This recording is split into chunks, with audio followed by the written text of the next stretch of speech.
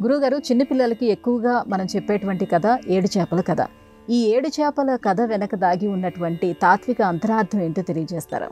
ఇది చాలా ప్రసిద్ధమైనటువంటి కథ. చిన్నపిల్లలకి చెప్పేటువంటి వారు మన చిన్నతనంలో మన పెద్దలు కూడా మనకు చెప్పారు. ఏడు చేపల కథ. వాళ్ళు చెప్తూ ఉంటే చాలా తమాషాగా ఉండేది, అందరం వినేవాళ్ళం. రాజుగారికి ఏడుగురు కొడుకులు వేటకెళ్ళారు. 7 చేపలు పట్టుకొచ్చారు. ఆ 7 చేపల్లోనూ 6 చేపలు ఎండాయి, ఒక చేప ఎండలేదు. చేప నువ్వెందుకు ఎండలేదు అని ఏడో చేపని రాజకుమారులు అడిగారు. అడిగితే గడ్డిమోప అడ్డొచ్చింది. గడ్డిమోప ఎందుకు అడ్డొచ్చావు? ఆవు నన్ను మేయలేదు. ఆవా నువ్వెందుకు మేయలేదు? ఆ పశువుల కాపరి నన్ను కాయలేదు. పశువుల కాపరి నువ్వెందుకు ఆ ఆవుని కాయలేదు అని అంటే, నాకు అమ్మ అన్నం పెట్టలేదు.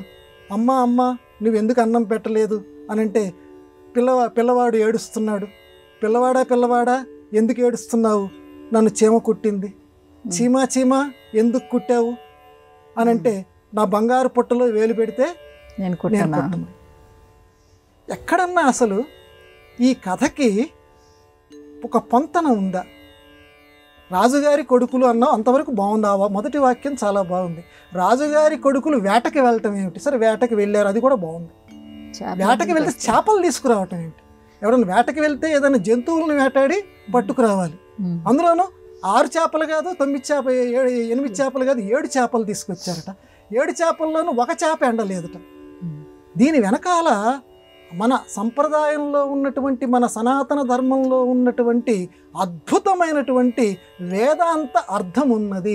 ఒక మదాలస అని భాగవతంలో చాలా విశిష్టత కలిగినటువంటి తల్లి. ఒక మదాలస ఏ రకంగా తత్వజ్ఞానాన్ని బోధిస్తుందో ఆ రకంగానే మన భారతీయ తల్లులు అంత గొప్పవారమ్మ. మన సంప్రదాయంలో మన తల్లులు చిన్నప్పుడే పిల్లలకి వేదాంత జ్ఞానాన్ని నూరిపోశారు.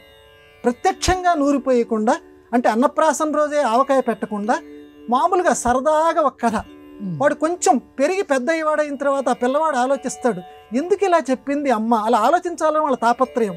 అలా ఆలోచిస్తే అప్పుడు ఆ వేదాంత జ్ఞానాన్ని గ్రహించి వాడు పొంగిపోయి జీవితంలోకి దాన్ని తీసుకొస్తాడు అని. సరే, మనం సూక్ష్మంగా ఇక్కడ చెప్పుకుందాం.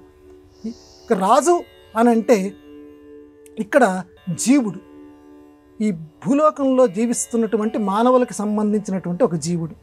అతనికి 7 కొడుకులు అంటే రక్త, మాంస, మజ్జ, ఆస్త ఇలాంటివి ఉన్నటువంటి 7 ధాతువులు ఈ లోపల ఉన్నటివి. వీళ్ళు వేటకి వెళ్ళారు, అన్వేషణలో వెళ్ళారు. ఈ లోపల ఉన్నటువంటి 7 ధాతువులు వెళితే 7 చేపలు దొరికాయి.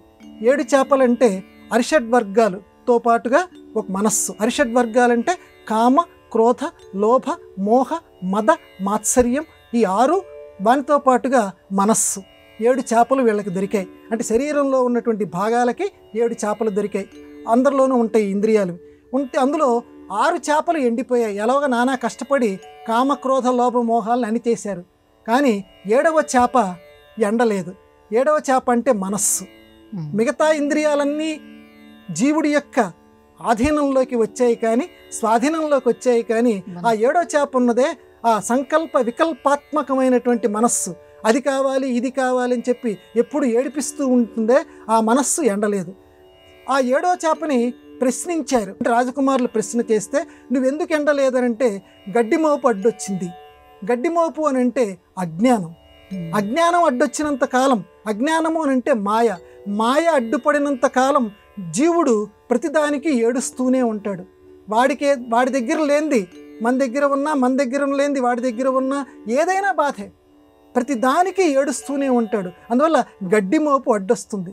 గడ్డిమోప ఎందుకు దీనికి అడ్డొచ్చావు అని అంటే, ఆవు మెయ్యలేదు. ఆవు అని అంటే గురువుగారు గడ్డిమోపుని గనక మేసేసేస్తే, అంటే గురువు కనుక జీవుడికి గనక ఈ అజ్ఞానం పోగొడితే అప్పుడు ఈ మనస్సు చక్కగా జ్ఞాన పరిపక్వంలోకి వస్తుంది. కాబట్టి అప్పుడు ఆవు ప్రశ్న వేస్తే, అతను ఆ పశువుల కాపరి నన్ను మేయలేదు అంటే, ఆ ఆవు సమాధానం ఏమనిస్తుందంటే, పశువుల కాపరి ఎవరైతే ఉన్నారో, ఈ నాలో ఉన్నటువంటి చైతన్యం ఏదైతే ఉన్నదో అది ఈ జీవుడికి ప్రసాదించేటువంటి సమయం రాలేదు. ఇట్లా ఇట్లా ఇట్లా ఇట్లా వెళ్ళిపోతూ చిట్ట చివరికి మనం వద్దాం. చిట్ట చివరికి చీమా ఎందుకు కుట్టావంటే నా బంగారు పుట్టలో వేలు పెడితే కుట్టనా. అమ్మ అంటే ఎవరంటే అక్కడ అమ్మ ఎందుకంటే పిల్లవాడు ఏడుస్తున్నాడు అంటే జీవుడు ఏడుస్తున్నాడు. జీవుడు ఎందుకు ఏడుస్తున్నాడు అని అంటే చీమ కుట్టింది. చీమ అంటే ఆకర్షణ. ప్రతి నిమిషం కూడా లోకంలో ఉండే ఆకర్షణలు జీవుడికి కుడుతూ ఉంటాయి. ఎందుకు కుట్టావు చీమ? పుట్టలో వేలు పెడితే కుట్టనా.